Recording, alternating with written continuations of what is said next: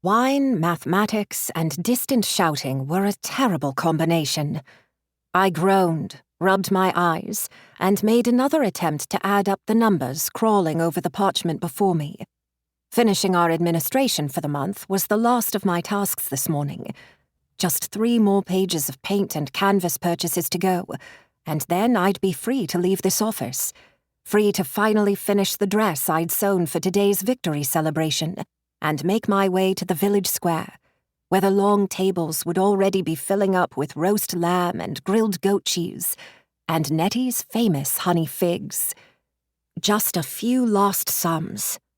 But doing sums would have been a whole lot easier if not for the 1 glass too many I'd had during the festival preparations the previous night, or for the sound of my parents' voices in their bedroom, loud enough to signal they were having one of their more vehement fights. So much for the festive atmosphere. I muttered a curse, grabbed another piece of scrap parchment, and scrabbled down some preliminary totals. No, that couldn't be correct. There was no way my prudent, occasionally penny-pinching father had spent twice his monthly income on varnish. I'd probably misplaced a comma somewhere. Vibrating through the walls and ceiling, the unmistakable sound of my mother's sobbing reached me.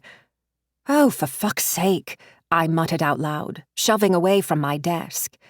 It was one thing to still be working for my parents at an age when I'd hoped to be long gone from this island. To continue attempting to work while they insisted on interrupting me with their dramatics of the day, I had better things to do. I'd finish the embroidery on my new dress first. With a bit of luck, they'd calm down and leave the house soon. Then I could quickly finish my accounting tasks before following them outside. I slipped out of the office and crossed the wide-open space of Father's workshop.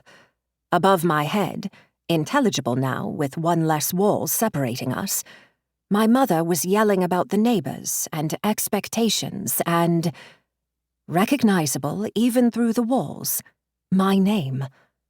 I froze mid-step, holding my breath to better hear them. Gods be damned, what had I done this time?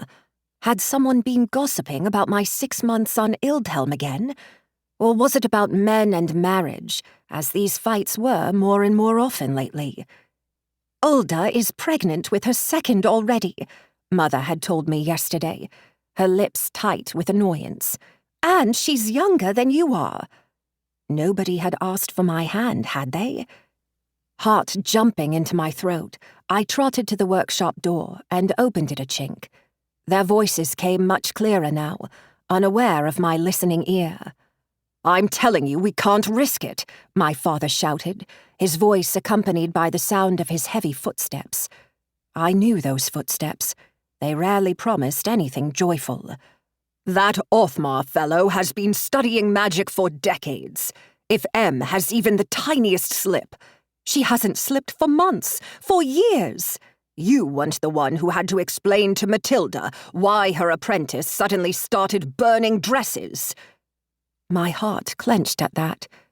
2 years, and still the familiar sting of shame, loss, and guilt didn't come any gentler than the day after that catastrophe. If they were afraid of me slipping again, for the festival's high-born visitors to see, no less, what were they planning to do? Lock me inside the house? "Fine, then let me explain the situation to your bloody Othmar," my mother snapped upstairs. Ah, that was the source of the dispute. She did not want to lock me inside the house. "There's no explaining this." A door slammed, vibrating through every wall.